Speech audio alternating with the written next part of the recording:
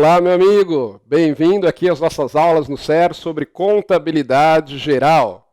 Você que está estudando para concurso, essa matéria que assusta tanta gente, na verdade, mas que na verdade é o que eu digo. Contabilidade ela não é difícil. O que você não pode em contabilidade é deixar assuntos para trás sem entender.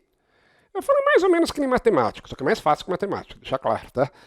Na contabilidade, você tem alguns conceitos que são importantes e você sempre parte do pressuposto que o aluno entendeu o anterior para ir para o seguinte. Então, às vezes, o problema maior de contabilidade é que o aluno, às vezes, ou por falta de tempo para ver a matéria, ou mesmo, por falta, às vezes, até de achar que aquilo é importante, aquele ponto é importante, ele muitas vezes passa desapercebido por um determinado assunto, não entende direito, e aí, às vezes, lá na frente acaba fazendo falta. Mas a contabilidade, nós vamos ver que ela é bastante lógica, né? Ela tem sim uma parte conceitual, tem a sua parte de convenções, mas ela é uma ciência aí bastante lógica. Então é uma matéria que qualquer um pode aprender. Ela exige, claro, um bom tempo de estudo, né? A carga horária de contabilidade nos cursos em geral é uma carga horária das maiores, normalmente, você pode observar, normalmente contabilidade entre as maiores cargas horárias, porque é uma matéria que exige bastante prática. Eu falo, é mais ou menos que nem também comparando com a matemática. Como é que você aprendia a fazer conta? Somar, subtrair, dividir, multiplicar? A professora mostrava como é que fazia e você ia fazendo depois várias vezes, várias contas semelhantes, não é isso? Assim que você aprendeu a fazer conta, não foi só na teoria. A professora passava uma vez, aqui está o conceito e pronto, e passava para o próximo assunto. Não, você fazia dezenas, centenas de vezes contas, até que aquilo ficou internalizado e você começou a fazer automaticamente. Mesma coisa a questão da contabilidade. Né? Contabilidade, qualquer matéria, você tem que fazer exercício. Mas em contabilidade, eles são ainda mais importantes. Tá certo? É importante que você faça exercícios sobre aquele ponto para fixar o conteúdo. É importante que depois você faça exercícios para revisar o conteúdo que você viu. E o exercício ele tem uma função importante, que eu sempre falo, que é para que o aluno possa saber o quanto ele está bem na matéria, para que ele possa se autoavaliar. Ao fazer exercício, você percebe qual ponto da matéria você está dominando mais, qual você precisa estudar com mais cuidado, tá certo? Eu sou o professor Gustavo Musso, eu sou auditor fiscal da Receita Federal e professor em cursos preparatórios aí para concursos e vou estar aí passando para você os principais assuntos, os principais conceitos relacionados à contabilidade geral, ok? Então vamos lá para a nossa tela, vamos lá então. Está aí o meu nome, meu Instagram, se você quiser me seguir no Instagram. Vamos lá falar então sobre a matéria. Em frente. Nós vamos ver aqui, vamos começar falando sobre o conceito, objeto, objetivo e campo de aplicação da contabilidade. Vamos falar também sobre as características da informação contábil. Depois vamos falar de patrimônio, conceito e componentes. Equação fundamental do patrimônio e a divisão do ativo e do passivo. Tudo isso eu coloquei num grupo 1 aí, porque nós vamos, estão mais ou menos relacionados. Essa vai ser a primeira parte, vamos dizer assim, do nosso curso. Então vamos falar aí do conceito de contabilidade. Antes de você estudar qualquer disciplina, é importante saber o que você está estudando. E o que é contabilidade? Eu coloquei lá para você. Entre as várias definições possíveis, uma das mais simples, mas que ao mesmo tempo vai nos atender, é essa daqui. A contabilidade pode ser definida como um ramo das ciências sociais, que tem por objetivo estudar as variações quantitativas e qualitativas que acontecem no patrimônio de uma entidade. Resumindo mais ainda, contabilidade é a ciência que estuda a variação quantitativa e as variações quantitativas e qualitativas que ocorrem no patrimônio de uma entidade. Então, o objeto de estudo da contabilidade é o patrimônio. A palavra que provavelmente mais vocês vão me ouvir falar aqui em contabilidade é essa expressão patrimônio. Já vamos ver o conceito disso. Então, é muito comum em provas, por exemplo, perguntar qual é o objeto da contabilidade. O objeto da contabilidade é o patrimônio das entidades. É isso que a contabilidade estuda. Então, a contabilidade vai ver se a empresa teve, por exemplo, lucro ou prejuízo. A contabilidade vai ver quais são os bens da empresa, os valores que ela tem para receber, os valores que ela tem para pagar. Isso tudo está relacionado à atividade da contabilidade. Ela vai controlar, ela vai estudar e controlar o patrimônio das entidades em geral. Sejam pessoas físicas, sejam pessoas jurídicas, sejam entidades governamentais, sejam entidades com ou sem fins lucrativos. A contabilidade estuda o patrimônio das entidades. Ponto. Esse é o objeto dela. Continuando, vamos lá. Objetivo da contabilidade. Não confundir o objeto com o objetivo. Objeto é o patrimônio das entidades. E o que é o objetivo? Está lá. O objetivo ou finalidade da contabilidade é fornecer informações aos interessados, que podem ser os administradores da entidade, os investidores, acionistas, governo, etc., em relação à composição e evolução do patrimônio das entidades, para propiciar uma melhor administração e análise de resultados. Então, resumindo ainda mais, o objetivo da contabilidade é fornecer informações sobre o patrimônio das entidades aos interessados, aos usuários. Então, a contabilidade, ela tem a preocupação, a gente fala que é uma ciência, ela é instrumental. Ela, na verdade, ela não tem um fim em si mesmo. A contabilidade ela existe como uma forma de fornecer informações para que essas informações sejam úteis à tomada de decisão. Então, por exemplo, né, o administrador da empresa ele tem que saber se a empresa está tendo lucro ou prejuízo. O administrador da empresa tem que saber, em determinada situação, quais são as dívidas que a empresa tem para pagar, quais valores que ela tem para receber. E importante, a contabilidade é diferente da administração. A administração ela vai gerir, ela vai conduzir, ela vai tomar decisões dentro da entidade. A contabilidade ela não faz isso. A contabilidade fornece informações para que essas decisões possam ser tomadas. Tá? Porque às vezes tem questão de prova, às vezes querendo confundir aluno, falando o objetivo da contabilidade é tomar as melhores decisões para o melhor resultado econômico possível da entidade. Está errado. A contabilidade ela não toma decisões. Mas toda decisão ela precisa estar embasada em informação, concorda comigo? Toda decisão que você vai tomar, você precisa de informação. Então a contabilidade ela tem esse papel importante. Isso eu estou falando só em relação à administração da entidade. Né? Mas também há outros usuários que também são, para os quais as informações contábeis são importantes. Exemplo, os acionistas, os investidores, os credores. O banco, por exemplo, quando ele vai decidir se vai ou não conceder empréstimo para uma empresa, uma das coisas que ele pede é lá o balanço patrimonial, a demonstração do resultado do exercício, que nós vamos falar sobre eles no nosso curso, em que ali tem informações para o banco para que ele decida se é de fato interessante emprestar dinheiro para aquela empresa, se ela tem capacidade de pagamento ou não, né? Se há risco dela não devolver, se ela está muito endividada. Então o banco precisa dessas informações. Os acionistas, lá na hora que vão decidir, por exemplo, sobre a distribuição de lucros, é importante que ele saiba se é interessante distribuir lucros, se a empresa não é melhor ela guardar esse dinheiro. Então tudo isso vai saber com o quê? Com base nas informações contábeis. O governo também é um usuário da informação contábil. Principalmente, não só, mas principalmente em relação ao pagamento de tributos. Né? Então o governo quer saber se a empresa está pagando corretamente os seus tributos. Então a contabilidade vai ajudar a verificar isso. Verifica lá quanto a empresa vendeu, verifica lá né, as deduções que podem ser feitas, para que verifique o valor correto a pagar do tributo. Então o governo também é um usuário importante das informações. Tá? Algumas vezes até a sociedade em geral também pode ser colocada como usuário da informação, especialmente no caso das empresas estatais. Né? Porque na empresa estatal você tem o dinheiro público que foi colocado ali. E é interesse da sociedade acompanhar, fiscalizar isso. Então, em alguns casos, até a sociedade geral é colocada como usuário.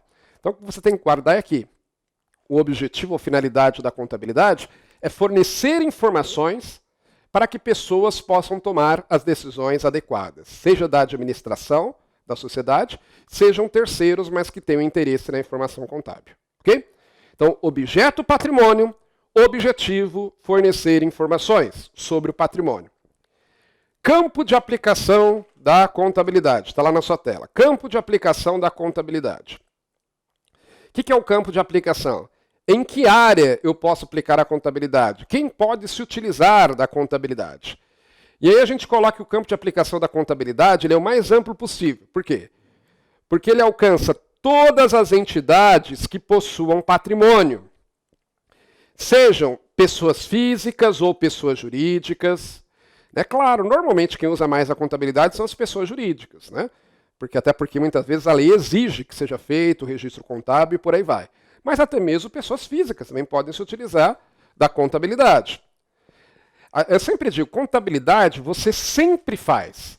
Às vezes você não entende nada de débito e crédito, você nem sabe o que é ativo, que não sabe o que é passivo, mas quando você está lá anotando quanto você tem que pagar, o quanto você vai receber, né? Anota lá, faz uma dívida, anota lá o valor da dívida que você fez. Quando você verifica se a determinada prestação vai cair no seu orçamento, vai caber no seu orçamento, você está fazendo contabilidade, não a contabilidade oficial, né? Que você não está seguindo regra nenhuma, tá certo? Até porque nesse caso não precisa seguir, né? Mas é uma forma rudimentar de contabilidade. É claro que o que nós vamos estudar aqui é a contabilidade oficial, é aquela que pode cair na sua prova, né? Mas você não precisa, é óbvio, no seu dia a dia, para controlar suas finanças pessoais, utilizar as resoluções do CFC para isso, né? Ah, vou utilizar o CPC 00 para eu definir aqui o meu patrimônio pessoal. Não há necessidade. Mas contabilidade a gente sempre faz, aliás, desde criancinha, quando a gente está administrando o nosso patrimônio. Voltando lá, vamos ver. Então, o campo de aplicação da contabilidade alcança todas as entidades que possuam patrimônio, sejam pessoas físicas ou jurídicas, com fins lucrativos ou não, mesmo que não tenha fins lucrativos, pode-se usar da contabilidade, formalizadas ou informais.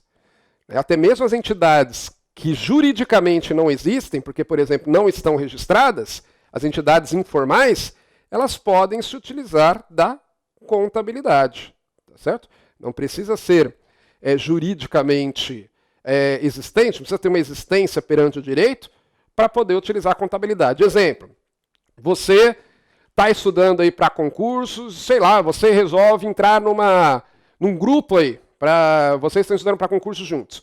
E vocês compram material juntos e por aí vai, cada um coloca ali um recurso todo mês. Vocês não precisam abrir uma associação, ir lá e registrar isso lá no cartório, não é? Mas vocês podem fazer a contabilidade desse grupo de vocês? Sim. Então você tem um exemplo aí de algo que é um grupo informal, que não existe, né, juridicamente, não tem personalidade jurídica. Já vi questão de prova em concurso na área fiscal perguntando algo do tipo. Somente pode-se utilizar a da contabilidade aquelas entidades que possuam personalidade jurídica. Não. Essa sua entidade ela não tem personalidade jurídica porque você não registrou no cartório. Ter personalidade jurídica significa existir perante terceiros. Ela só existe entre vocês, ela sequer é registrada, então só existe entre vocês. Mas mesmo assim, você pode usar dos conhecimentos contábeis, pode usar a contabilidade na administração desses recursos, desse patrimônio? Sim, sem nenhum problema, tá? Então guarde que o campo de aplicação da contabilidade ele é o mais amplo possível. Muito bem. Então aqui nós falamos já do conceito de contabilidade, que a contabilidade é o ramo das ciências sociais que estuda o patrimônio das entidades. Falamos do objeto da contabilidade, que é o patrimônio. Falamos sobre o objetivo da contabilidade, que é fornecer informações aos usuários em geral sobre o patrimônio das entidades. Falamos do campo de aplicação da contabilidade, que ele é o mais amplo possível, abrangendo aí toda e qualquer entidade que tenha patrimônio, mesmo que ela não exista juridicamente, mesmo que ela seja um acordo informal. E agora nós vamos falar sobre características da informação contábil. Vamos lá. Já vimos que o objetivo da contabilidade é fornecer informações aos usuários, não é isso? Sobre o patrimônio. Só que a informação, ela tem que ser uma informação que seja útil. Ela tem que ser uma informação que tenha alguma utilidade, né? Que traga algum proveito para quem está recebendo. Porque informação inútil, ela não só é inútil no sentido de não produzir nada, como ela atrapalha. Né? Porque ser inútil significa que não tem utilidade. Mas a informação inútil não só ela não tem utilidade, como ela é um risco. Por que eu digo isso? Porque se você recebe muita informação inútil, você muitas vezes não tem tempo de conhecer ou de focar na informação que é útil. Né? Então, se você recebe muita informação, e boa parte dessa informação é inútil, você muitas vezes vai precisar de um tempo para filtrar o que é útil e o que é inútil. E aí vai te faltar tempo, de fato, para focar naquilo que de fato é importante. Né? Especialmente na época em que nós vivemos, meu amigo. Que é a época a chamada era da informação, não é isso? Então você recebe informações todos os dias, de todos os lados. Olha só quanta informação você recebe todos os dias. Então, se você recebe muita informação inútil, isso atrapalha, você perde tempo, você perde energia tentando tirar o que é útil daquilo que é inútil. Né? E aí você sobra pouco tempo para você analisar, para você se debruçar sobre aquilo que realmente importa. Então, no caso da informação contábil, nós temos que tomar cuidado com isso. Além da contabilidade fornecer informações sobre o patrimônio, Essa informação ela deve ter utilidade para o usuário. E é claro que vai depender muito, né, do interesse de cada usuário para saber se a informação é útil ou não. Mas existem algumas regras que se aplicam à informação contábil em geral para que ela seja considerada útil. Vamos lá novamente para a tela. Está lá. Ó. O CPC 00, CPC, esse CPC, sempre que tem o CPC e um número depois, CPC é a sigla de Comitê de Pronunciamentos Contábeis. É uma resolução, na verdade, do Comitê de Pronunciamentos Contábeis. 00 é o número, tá? Ele tem o número de 00 porque entende-se que esse é o CPC que deve ser lido antes de todos os outros. Porque ele traz a estrutura conceitual. Ele vai falar para a gente sobre alguns conceitos importantes que são utilizados aí nas demonstrações contábeis, tá? Então, volta e meia eu vou falar. Segundo o CPC 00, eu estou falando desse documento aí. Você pode obter na internet. Só tome cuidado para pegar a versão atualizada, tá certo? Porque às vezes o aluno pega a versão desatualizada, esse CPC pode ter já alguma alteração, então é importante pegar sempre a atualizada. Então o CPC 00 divide as características da informação contábil útil em características qualitativas fundamentais e características qualitativas de melhoria. Então vamos entender. Primeiro, ele está falando da informação contábil útil, né? Porque é inútil não interessa para a contabilidade, ok? Então, para a informação contábil ser útil, ela vai ter características qualitativas, que são fundamentais, e características que são de melhoria. Já vamos explicar melhor isso. Vamos lá. Vejamos quais são elas. Vamos falar primeiro das características qualitativas fundamentais. Veja. Chama fundamental porque são as mais importantes. Porque sem elas, ela deixa de ser uma informação contábil útil. Sem ela, é inútil mesmo. Para ser útil, tem que preencher esses dois. Não tem jeito. É por isso que elas são chamadas de fundamentais, tá? E são duas somente, segundo o CPC 00. Quais são as duas características qualitativas, então, fundamentais da informação contábil? Primeiro, relevância. Uma informação, para ser útil, precisa ser relevante. E aí o CPC 00 vai dizer que informação contábil financeira relevante é aquela capaz de fazer diferença nas decisões que possam ser tomadas pelos usuários. Por quê? Qual que é a lógica? Nós já não vimos que o objetivo da contabilidade é fornecer informações para a correta tomada de decisões? Já vimos isso, né? Então, se a informação ela não vai produzir nenhuma diferença na decisão do agente econômico, não vai produzir nenhuma diferença na decisão do usuário, ela não é relevante, ela não é importante, tá certo? Então, por exemplo, né? Lá no balanço de uma multinacional que faturou 600 milhões de reais no ano, consta lá que no balanço dela que um funcionário desviou 10 mil reais da empresa. Ora, essa informação de desvio de 10 mil reais é importante para o setor administrativo. É importante, né, para, se for o caso, mandar o cara embora, para que peça o ressarcimento, para melhorar o controle interno da entidade, ok? Mas para o cara que está analisando o balanço é irrelevante. Né? Você vai investir numa ação de uma multinacional. Aí você fica sabendo que um funcionário lá foi demitido porque roubou 2 mil reais da empresa. Isso não vai afetar a sua decisão sobre investir ou não ali. Você quer saber o lucro da empresa, você quer saber, claro, né? Se é uma empresa que você fala, não, todo mundo tem um monte de roubos ali, não tem controle nenhum, isso pode afetar, claro, a sua decisão de investimento. Mas um caso isolado ou outro não vai afetar, certo? Então, para ser útil, claro, tem que ser relevante. Para ser relevante, ela tem que influenciar a decisão do agente econômico. Né? Tem que fazer diferença nas decisões que ele possa tomar. Continuando, vamos lá. Além da característica da relevância, a informação contábil também tem que ter uma representação fidedigna. E aí o CPC 00 diz o seguinte: para ser útil, a informação contábil financeira não tem só que representar um fenômeno relevante, mas também tem que representá-lo com fidedignidade. Para ser representação perfeitamente fidedigna, a realidade retratada precisa ter 3 atributos: ser completa, neutra e livre de erro. Fidedigno significa verdadeiro. Então a informação contábil ela tem que ser verdadeira. Verdadeira significa que o valor deve estar correto. Né? Aquilo deve ser algo confiável, certo? Então não adianta publicar o balanço da empresa, com todas as informações que o balanço deve ter, se não dá para confiar nos números que ali estão. Então não tem uma representação fidedigna. Então além de relevante, tem que estar correta, tem que ser uma informação fidedigna. E aí, o CPC 00 ele vai dizer que a informação fidedigna ela tem que ser completa, ou seja, tem que trazer tudo aquilo que o usuário precisa, né? Temos aí para ele poder compreender aquela informação, não pode ficar pela metade. Ela tem que ser neutra. O que é uma informação neutra, professor?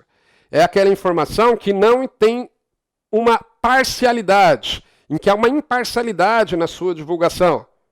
Porque às vezes, né, quem está prestando a informação, ele coloca sobre um viés que favorece a ele ou que desfavorece. Então é importante que seja colocado de forma neutra, ele seja imparcial.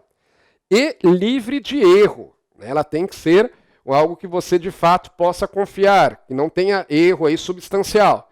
Então se está lá que o estoque da empresa é de 100 milhões de reais lá no balanço, para você que é investidor, você tem que poder acreditar que ele tem 100 milhões, né?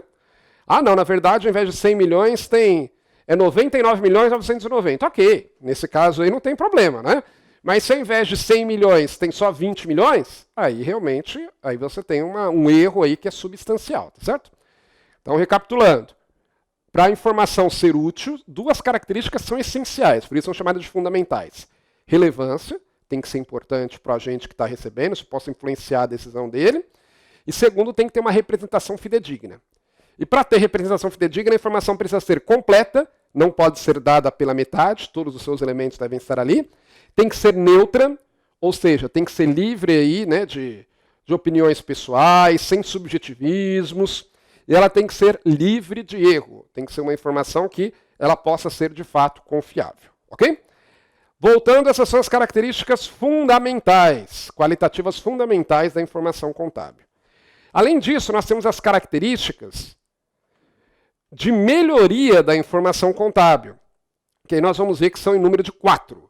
São 4 as características qualitativas de melhoria da informação contábil. Tá? Elas são colocadas num outro patamar, não são colocadas no mesmo patamar das fundamentais, porque às vezes você pode ter, sim, algum problema, né, que essas características não sejam perfeitas, mas mesmo assim a informação continue sendo útil. Tá? Mas como fala em características de melhoria, o que o CPC 00 quer dizer? Ele quer dizer que quanto maior for isso daqui, melhor a qualidade da informação, melhor a qualidade dela.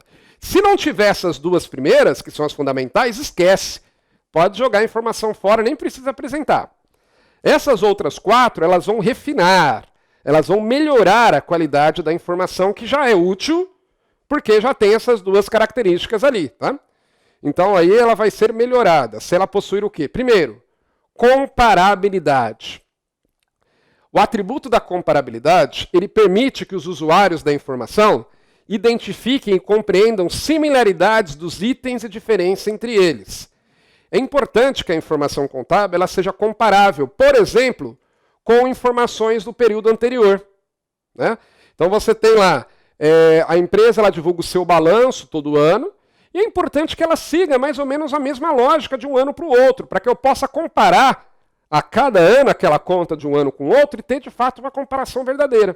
Por exemplo, se eu fico mudando toda hora os critérios de avaliação de ativos, por exemplo, não adianta eu ter aquela informação para querer comparar com um ano para o outro, porque os critérios são diferentes. Né? Eu preciso usar o mesmo critério para que possa ser comparado. E a comparação é muito usada, não só dentro da própria empresa, mas comparando também com outras empresas do mesmo setor econômico. Então, quando o investidor, por exemplo, ele vai colocar dinheiro numa empresa, às vezes ele tem ali 2 ou 3 opções, às vezes até mais, de empresas daquele ramo, daquele negócio. E aí o que ele faz? Né? Investidor diligente, investidor cuidadoso. Ele vai comparar as informações financeiras dela para saber onde que o dinheiro dele vai ser melhor cuidado. Né? Então a comparabilidade permite isso. Continuando, tá lá. A segunda característica de melhoria da informação contábil é a verificabilidade. De acordo com ela, diferentes observadores, conscientes e independentes, devem poder chegar a um consenso, embora não cheguem necessariamente a um completo acordo quanto ao retrato de uma realidade econômica em particular. Professor, não entendi nada, né? Esse CPC 00 usa expressões estranhas, Vamos entender o que ele está dizendo aí. Na verificabilidade, você consegue, o nome está dizendo, verificar se aquela informação está correta ou não. Entre outras coisas, a verificabilidade ela vai ser garantida, entre outras coisas, pela existência de documentação que comprove aquilo. Então, por exemplo, tem uma informação divulgada no balanço. Eu quero saber se aquela informação é correta. Se a informação tiver verificabilidade, eu consigo fazer isso. Eu vou e peço, você está dizendo aqui que vendeu tanto de mercadorias? Eu queria ver, né, os documentos que comprovam isso. Eu quero ver as notas fiscais. Aí ela tem verificabilidade, tá? Agora, se é algo, não, é uma estimativa que o contador fez, mas ele não disse qual o critério para fazer a estimativa, ele pegou um papel ali na hora e calculou alguma coisa, não tem verificabilidade, né? Então, a verificabilidade é importante porque o papel aceita tudo. Você pode colocar qualquer coisa lá na contabilidade da empresa. Pode inventar que ela teve vendas no valor, vendeu lá um produto, no último mês ela vendeu R$500 mil em produtos, quando não vendeu nada. Então é importante que haja documentos que comprovem isso, que ela possa ser verificada, que ela possa ser checada, tá certo? A informação contábil sempre deve poder ser checada. Continuando, vamos lá. Então, além da comparabilidade, da verificabilidade, outra característica de melhoria da informação contábil é a tempestividade. E aí o CPC 00 ele vai dizer que tempestividade significa ter informação disponível para tomadores de decisão a tempo de poder influenciá-los em suas decisões. A tempestividade ela tem a ver com o tempo, com o momento em que você fornece a informação. E aí veja, é algo até meio intuitivo, né? Não basta que a informação seja útil, não basta que a informação ela tenha comparabilidade, que ela tenha verificabilidade, se ela for dada tarde demais. A informação, quase toda informação, ela tem um prazo de validade. A informação para tomada de decisões, ela tem normalmente um prazo de validade, né?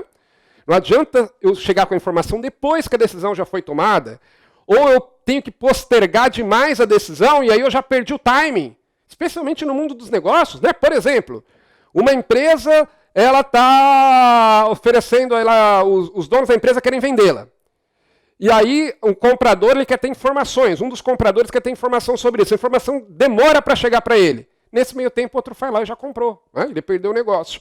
Então a tempestividade é importante. Então quer dizer que a informação contábil deve ser fornecida o mais rápido possível? Sim, mas desde que isso não prejudique a qualidade dela, tá? A tempestividade não é algo absoluto. Não é, o mais rápido possível custe o que custar. Não. Por quê? Quanto mais rápido eu forneço uma informação, menos checagens eu consigo fazer, não é isso? Então eu tenho que saber equilibrar. Eu não posso demorar muito para fornecer a informação, mas eu tenho que antes fazer algumas checagens. Eu sempre falo, é que nem o trabalho do jornalista. O jornalista recebeu lá uma notícia surpreendente, um furo de reportagem. Ok, ele tem que divulgar o mais rápido possível, né? Só que ele tem que tomar cuidado para checar antes. Senão ele vai passar vergonha. Senão ele fala precipitadamente, depois verifica que não é bem assim, que a pessoa mentiu. Então ele tem que antes checar e o mais rapidamente fornecer aquela informação. Mesma coisa na contabilidade. A informação tem que ser tempestiva, ou seja, ela tem que ser fornecida a tempo de ainda ser útil, não ter passado o prazo de validade e ainda poder a decisão referente a ela ainda puder ser tomada com ganhos para a empresa, com utilidade para a empresa. Última informação de melhoria, a última característica, de melhoria da informação contábil, é a compreensibilidade. E aí o CPC 00 diz que a informação deve ser facilmente compreendida pelos usuários. Então é importante que a informação seja fornecida de forma que todos os usuários que estão pegando aquela informação entendam, né? Evitando termos que só a empresa usa, por exemplo, jargões muito técnicos. E para isso ela deve ser apresentada com clareza e concisão, devidamente classificada e caracterizada. A informação tem que ser clara. A pessoa tem que saber exatamente do que eu estou falando e o que eu estou dizendo. E ela deve ser concisa. Concisão significa o quê? Objetividade. Não perder tempo apresentando o que não interessa. Então a informação ela deve ser objetiva, trazendo o que eu preciso saber da forma mais resumida ali possível, para evitar perder tempo com detalhes desnecessários, para não cair naquela questão da informação inútil que eu perco tempo analisando algo antes de saber o que é útil e o que é inútil. Ok? Muito bem, chegamos ao final então desse bloco, foi um prazer estar com vocês. No próximo bloco tem mais contabilidade geral. Até lá e um grande abraço, meu amigo.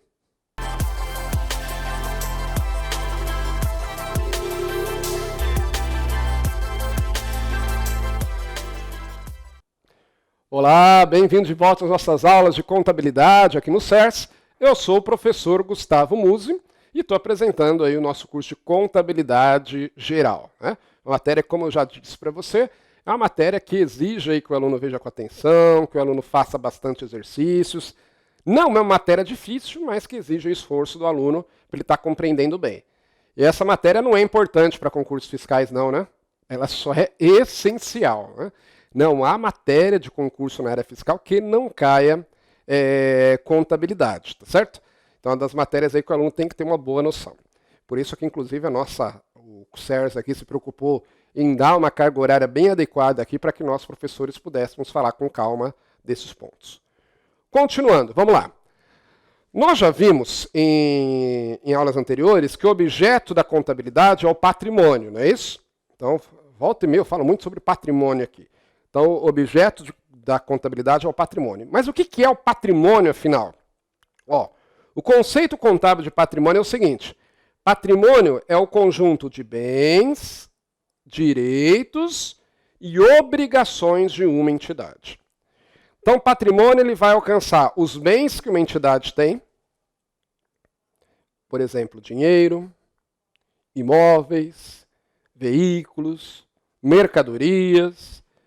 Vai abranger os direitos, que é direito é aquilo que a empresa tem para receber, tá? Ainda não é um bem, mas ela tem o direito de receber. Por exemplo, quando a empresa vende a prazo. Quando a empresa faz uma venda a prazo, ela adquire o direito de receber aquele valor, né? E obrigações, que são as dívidas de uma entidade. Veja que o patrimônio ele também tem um componente negativo, nós vamos ver. E aí um detalhe importante. Para a contabilidade, só interessam os bens, direitos e obrigações que tenham valor econômico. O que é isso? Só interessam os bens, direitos e obrigações que tenham um valor que possa ser avaliados em reais, em dinheiro, né? Em reais ou qualquer outra moeda. Mas tem que ser avaliável em dinheiro. Por que eu digo isso? Porque às vezes nós temos direitos que não são direitos patrimoniais, são direitos que não dizem respeito ao valor econômico. Exemplo. Direito à liberdade, né, no caso da pessoa física, o direito à vida, no caso da pessoa física também. Direito à propriedade, o direito à honra. São direitos que não têm valor econômico. Então, eles não interessam para a contabilidade, né? Mesma coisa no caso das obrigações. Você tem a obrigação de respeitar o próximo. Você tem a obrigação de respeitar a lei. Isso não interessa para a contabilidade, porque eu não consigo atribuir um valor econômico. Em contabilidade, tudo tem que ter um valor econômico, tem que ter um número, um valor monetário que eu possa atribuir aquilo. Senão, não interessa para a contabilidade. Pode interessar para outros ramos aí, né, da ciência social, mas não para a contabilidade, ok? Então, em contabilidade, tudo tem que ser algo avaliável em dinheiro, porque inclusive na hora que você vai registrar no livro da empresa, o livro contábil, na hora que você vai registrar no sistema contábil, vai pedir sempre um valor. Então, você tem que poder colocar o valor econômico para aquele bem, direito ou obrigação. Vamos voltar então para a tela. Então, o patrimônio é um conjunto de bens, direitos e obrigações de uma entidade. O patrimônio ele vai possuir dois componentes positivos, que são esses dois aqui, ó. Esses aqui são componentes positivos. Daqui a pouco a gente vai ver com mais detalhes, mas é o chamado ativo. Esses dois componentes são chamados de ativo da empresa.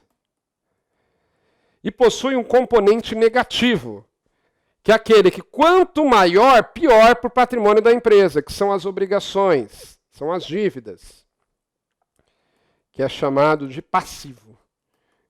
Então o patrimônio ele tem um componente positivo, que é o ativo, que são os bens e direitos, e tem um negativo, que são as obrigações, que é o passivo da entidade, ok? A gente vai falar bastante ainda de ativo e passivo, vamos com calma aí. Mas é importante entender que tem não basta só, porque quando a gente pensa em patrimônio, às vezes a gente pensa só nos bens de uma pessoa, né? O patrimônio de fulano é grande. Por quê? Porque ele tem muitos carros, tem várias casas, mas não é só isso, você tem que verificar também as dívidas. Um exemplo, 2 pessoas moram no mesmo prédio, um vizinho de porta do outro. Os 2 apartamentos na planta, eles são idênticos, e ambos possuem o mesmo carro, a mesma marca, o mesmo ano de fabricação. Dá para dizer que eles têm o mesmo patrimônio segundo a contabilidade? Depende. Eu tenho que olhar também as dívidas, né? Ok, eles têm o mesmo ativo. Vamos imaginar que os dois só possuam de bens o apartamento e o carro. Então, ambos têm o mesmo ativo, porque são do mesmo valor, né? Tanto o apartamento como os carros são do mesmo valor, ok? Mas pode ser que um deles esteja com o carro e o apartamento completamente quitados e o outro tenha financiado 90% do apartamento, ele financiou mês passado 90% do apartamento, e o carro também está 70% financiado. Então veja, qual tem a posição financeira patrimonial mais confortável? O primeiro, é claro. Então, embora ambos tenham o mesmo ativo, embora ambos tenham os mesmos bens e direitos, pelo fato de um ter menos dívida do que o outro, menos passivo do que o outro, ele está numa situação melhor, ok? Vamos voltar lá para a tela então. Os bens, eles podem ser corpóreos ou incorpóreos. O que é um bem corpóreo? É um bem que tem existência física. Ele é um bem físico, ele existe, ele ocupa lugar no espaço. Também são chamados de tangíveis. Tanger significa tocar. Tocar. Os bens tangíveis são aqueles que eu consigo tocar, porque eles existem no mundo real. Já os bens incorpóreos, eles são não físicos, eles são intangíveis. Os bens incorpóreos, eles são construções do intelecto humano. São institutos jurídicos, normalmente. Eles não existem no mundo real. Exemplo, uma marca de uma empresa, uma patente, não é? Licenças para uso do software, royalties, eles não existem, eles não têm existência física, eles são bens intangíveis, ok? Professor, um bem incorpóreo, um bem intangível é o mesmo que um direito? Eles são parecidos, mas não, tá? O direito ele é sempre intangível, né? Agora, um bem intangível não será um direito. Qual que é a diferença entre eles? Como é que eu faço para diferenciar? Guarda o seguinte, no direito, eu sempre tenho alguém de quem cobrar. No direito, eu tenho um credor e um devedor. Exemplo, a empresa fez vendas a prazo. Então, ela tem quem cobrar? Sim, o comprador, não é isso? Ele que tem que pagar. Então, aí é um direito. Agora, a empresa tem uma marca. Às vezes a marca da empresa, muitas vezes, vale mais até do que o seu patrimônio físico, né? Pega essas empresas como Google, por exemplo, como Facebook.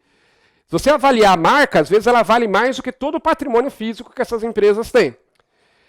Nesse caso, é direito? A marca é um direito? Não, porque não tem um devedor, não tem ninguém que tem que ir lá e pagar, né, por aquele valor.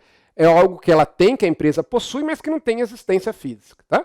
Então, se tem alguém que tem que pagar, é um direito. Se não, vai ser um bem incorpóreo. Ok? Continuando, vamos lá. Tela nossa. Vamos falar um pouquinho sobre o ativo. O ativo, nós já vimos, é o conjunto de bens e direitos de uma entidade.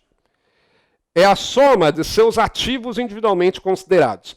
É porque, infelizmente, na contabilidade, você tem que se acostumar, às vezes, que alguns termos eles têm um significado um pouco ambíguo, né? E a contabilidade é uma ciência muito prática. Ela existiu para controlar na prática o patrimônio, ela surgiu para controlar na prática o patrimônio das entidades. Então, às vezes, você tem alguns termos que são usados na prática, que eles vão se consagrando pelo uso contínuo, e às vezes, quando sai ali a norma para normatizar isso, ela usa num significado um pouco diferente. Por que eu estou dizendo isso? Porque quando a gente fala o ativo, normalmente com a letra maiúscula, é a soma de todos os bens e direitos. Agora, quando eu falo um ativo com letra minúscula, eu estou me referindo a cada bem e direito individualmente.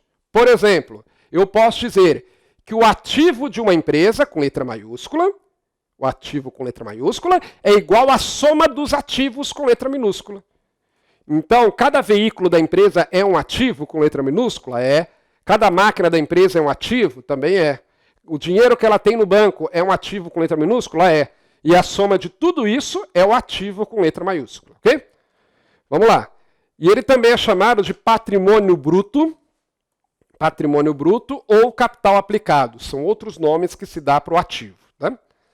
O CPC 00 ele traz a seguinte definição para um ativo, mas ele está definindo com letra minúscula.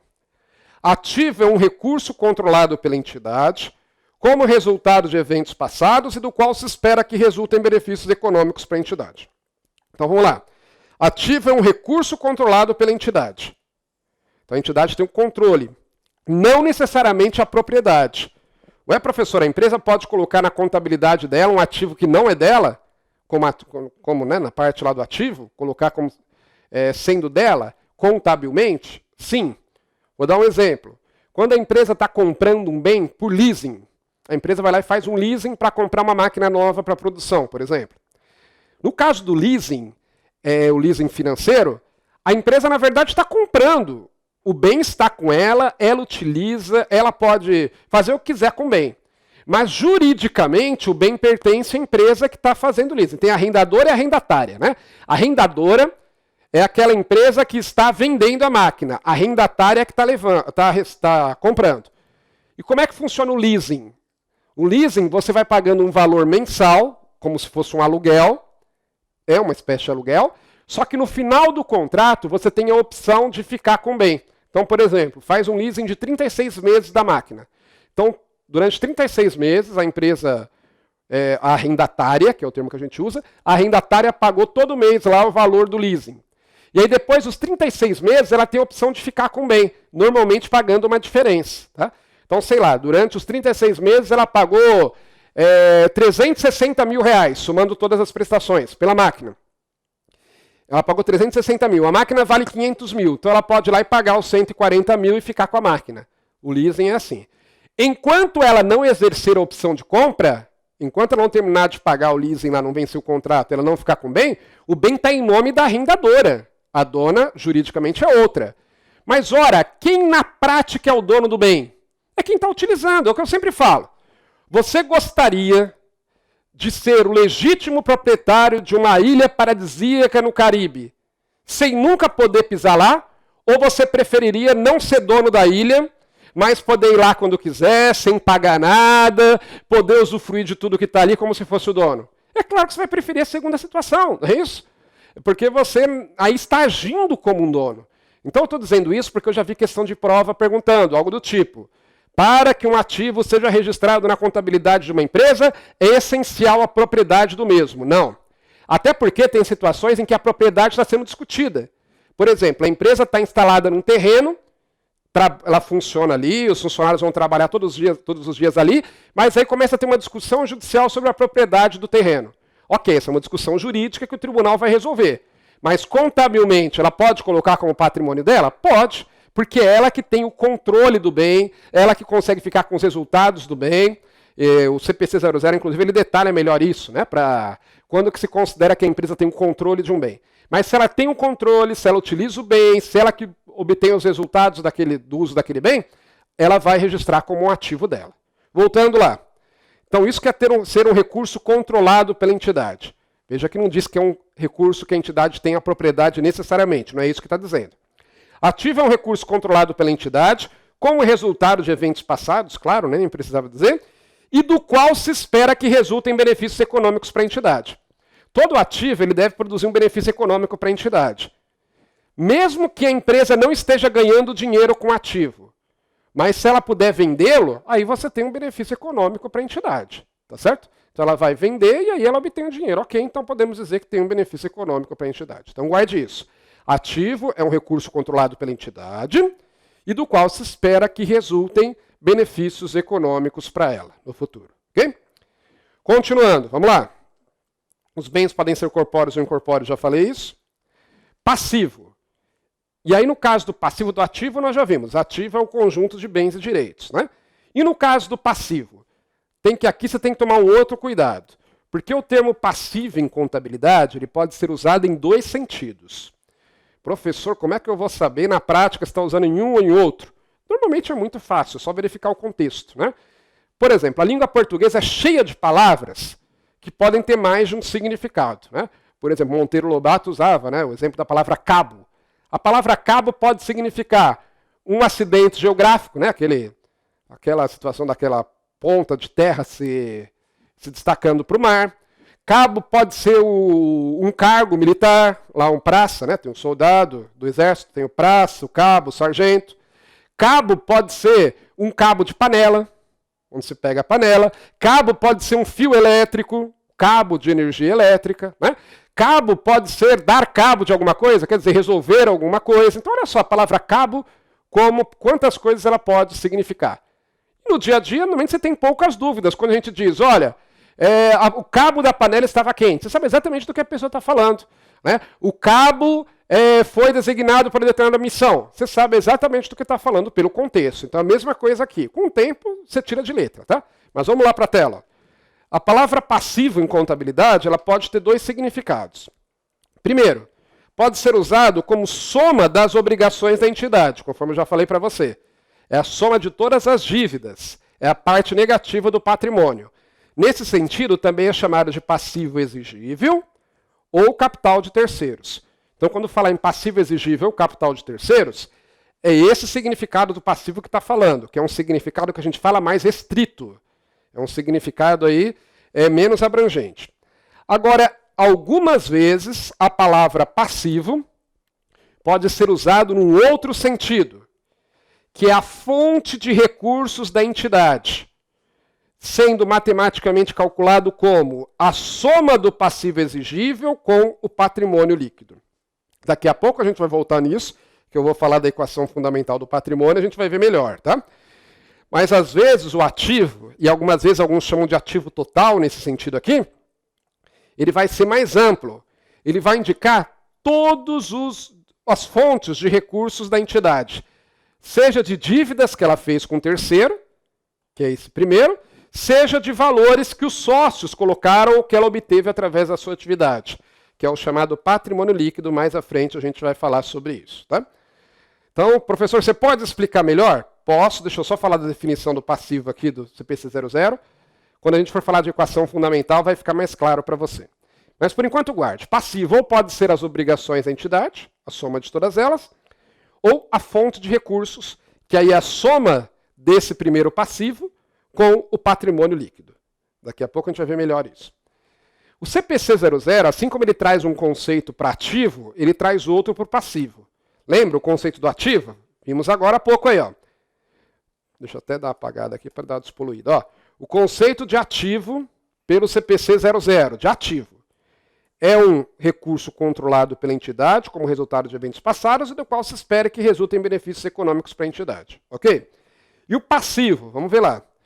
O passivo é uma obrigação presente da entidade, então é algo que ela tem que pagar, né? Derivada de eventos já ocorridos, claro, né? Se está ali é porque deriva de algum evento ocorrido. O presente ele é sempre resultado do passado, não é isso? Cuja liquidação se espera que resulte em saída de recursos capazes de gerar benefícios econômicos.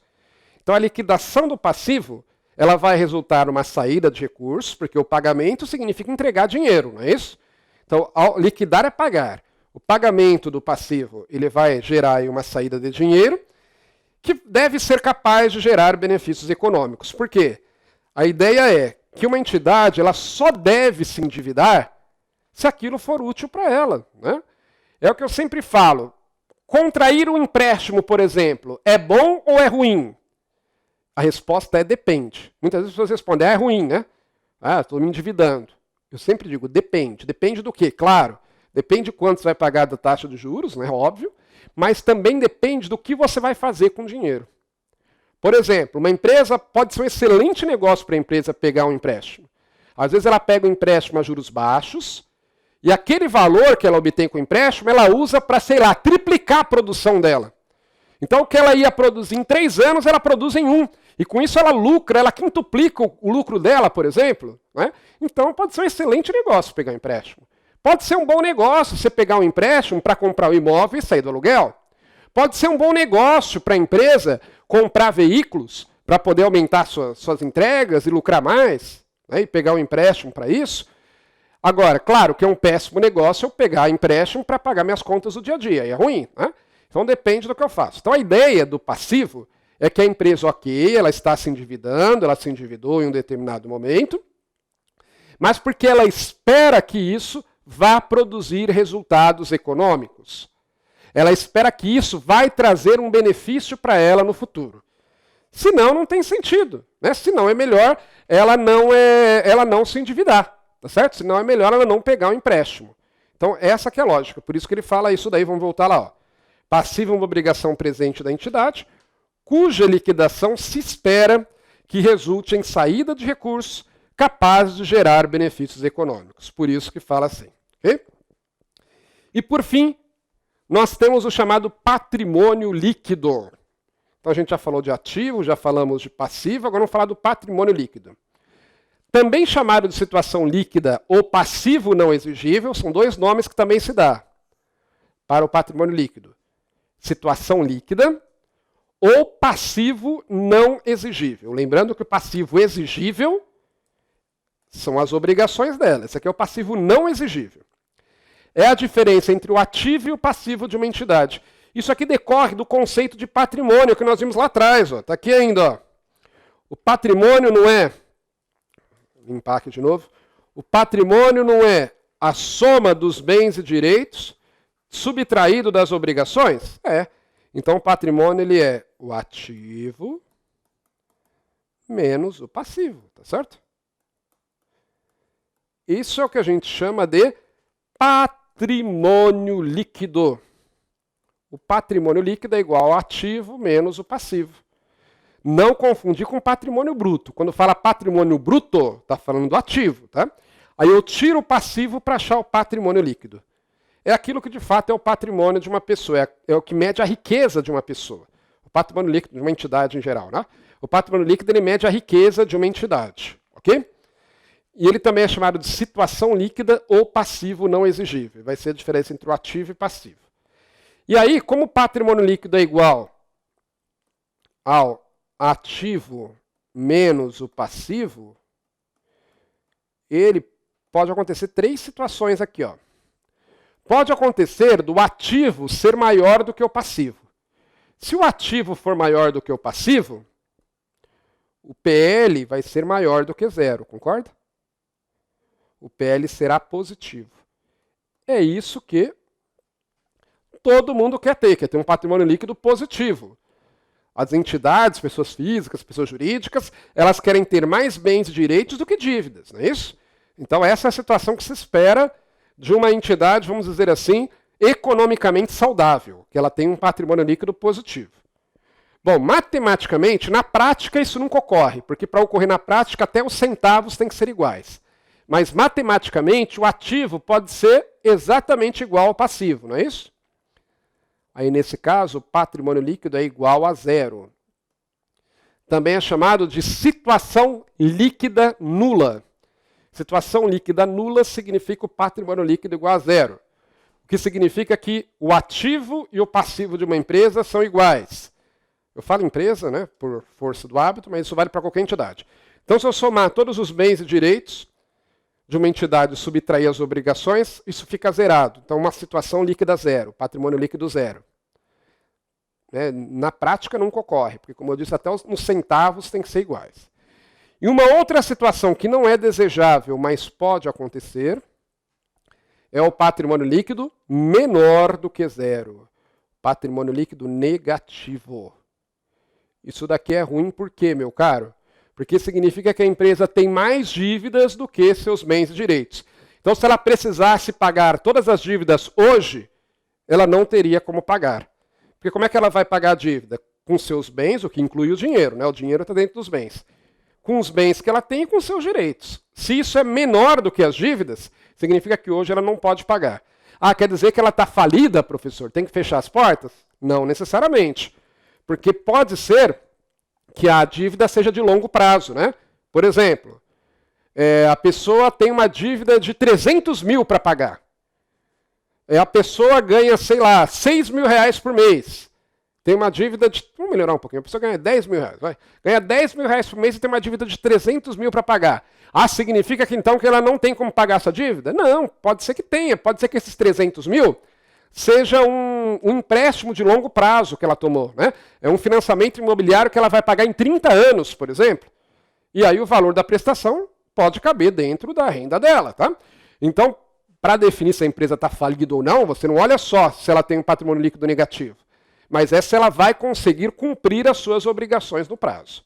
Mas, de qualquer forma, é algo que é ruim, concorda comigo? O melhor é você ter um patrimônio líquido positivo. O melhor é ter menos dívidas do que o seu patrimônio bruto. Okay? Vamos voltar lá.